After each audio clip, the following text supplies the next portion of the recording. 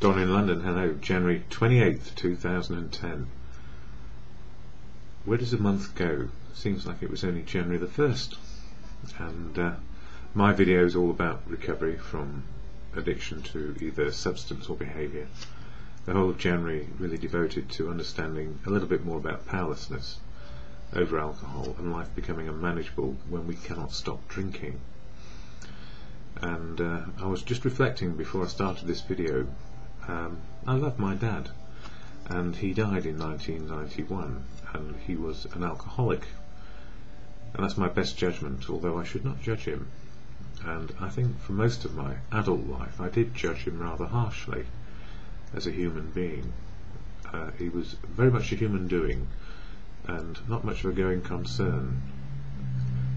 Being an alcoholic is quite an isolated and lonely business, and I think it was also isolated and lonely for my mother, who had to live with somebody who was always striving to be happy, and sometimes was happy, but normally with a few drinks inside him.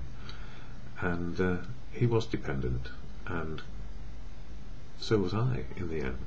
Chip off the old block. And why am I thinking about him? Well, the simple reason is I had 3 months to get to know him before he died, and during those 3 months he was diagnosed with cancer and goodness knows what else, and he had 3 months. What did he do? He stopped drinking and smoking, not because he thought he would live longer, but somehow he had a reason not to, or just had a feeling not to, and that simple feeling was, he said, I have nothing to fear. And you know, moving out of fear is probably the gift which is given to us on a daily basis, if we can, in recovery. Because during my lifetime of drinking, fear was always there. Fear of not being good enough, fear of not measuring up to either work, relationships, you name it. Always compare and despair. And these days I don't have to compare and despair, and I'm better off not judging other people. If I don't judge other people, that's the wine bottles going into the skip next door. I must change the time when I do these videos. They always do them at that time. Anyway, I can't do anything about that. Powerless over bottles being chucked in bins. That's the Bibendum restaurant, owned by Conran. It's called the Michelin building around here, and I've had a few drinks in there over the years, but not anymore. So, fear can rule our lives, and when we drink it takes the edge off, so we don't feel so fearful. We feel more convivial and joyful. Somehow our suppressed emotions, the ones we would like to access, come out.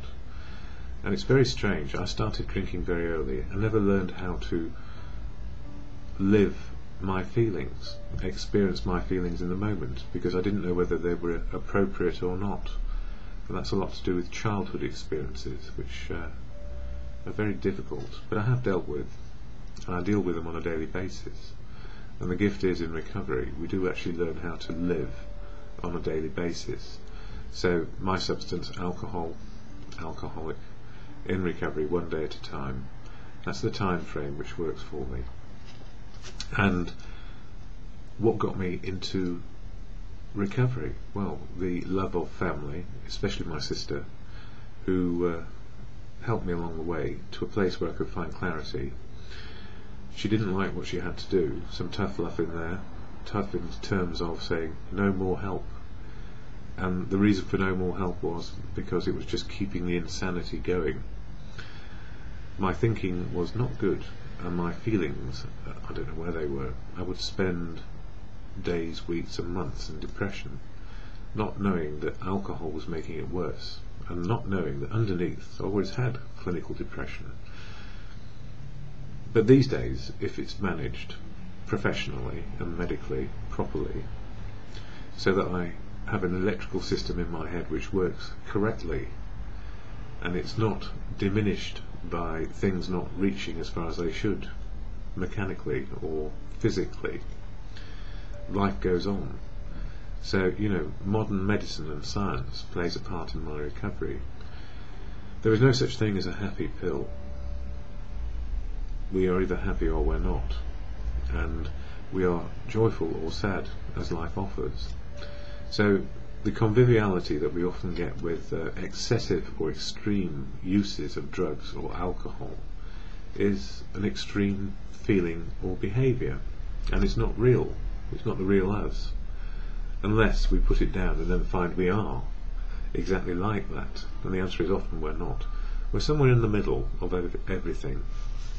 So for me, what keeps me in recovery, having got that moment of clarity, or rather several moments of clarity, as I stared from the gutter, homeless, looking up and judging people going past, and blaming the world for all my woes.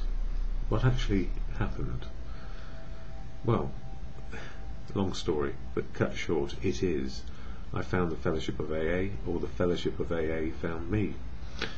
And it works for me. And there are other ways of keeping sober, so it's not just AA, but I'm an absolute fan. And it works on a daily basis, because fellowship offers friends and support, love, tolerance, understanding, and offers me a way to live my life open, willing and honestly. Gosh, with less denial, but denial comes in every day, so there we go. And yesterday I was not very well doing the video. I was having a hypo, and I rushed it at the end because I needed to go get some sugar to bring my sugar levels up. Part of a cold. So, AA, what does it do? It helps me on a daily basis, and this is the statement of intent shared at every meeting in London, as I know it, 700 in all, so I've got plenty of choice. Alcoholics Anonymous is a fellowship of men and women who share their experience, strength and hope with each other, that they may solve their common problem and help others to recover from alcoholism. The only requirement for membership is a desire to stop drinking. There are no dues or fees for AA membership. We are self-supporting through our own contributions. AA is not allied with any sect, denomination, politics, organisation or institution. It does not wish to engage in any controversy, neither endorses nor opposes any causes. Our primary purpose is to stay sober and help other alcoholics to achieve sobriety. And if my father had heard that, he would have said that's a load of effing bollocks, or worse. They're all a bunch of something. Because he was a very strong thinker and strong believer that he was in charge of the world, and of course he wasn't, and that made him more isolated, and he used to go off and drink in pubs on his own. Anyway, in this book, Daily Reflections, which is a daily reflection on how to keep sober, and January is all about step 1, powerless over alcohol, life is unmanageable if we drink. Treasure of the past. Showing others who suffer we were given help is the very thing which makes life seem so worthwhile to us now. Cling to that thought. In God's hands, the dark past is the greatest possession we have. The key to life and happiness for others.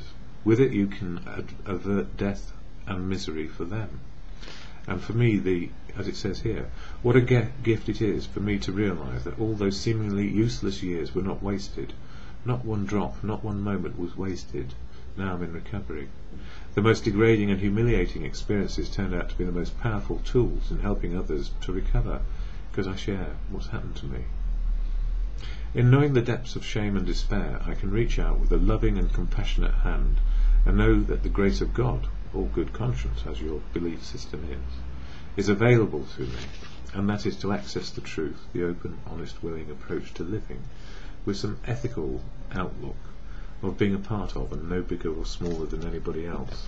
So we get our voice back in recovery.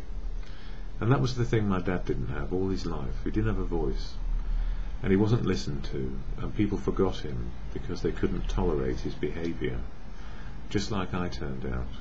But the gift is I found recovery, and I just wish he had too. But that's part of the journey. He taught me, I learned a new path. And the Serenity Prayer helps me on a daily basis. God, or to good conscience, as you believe.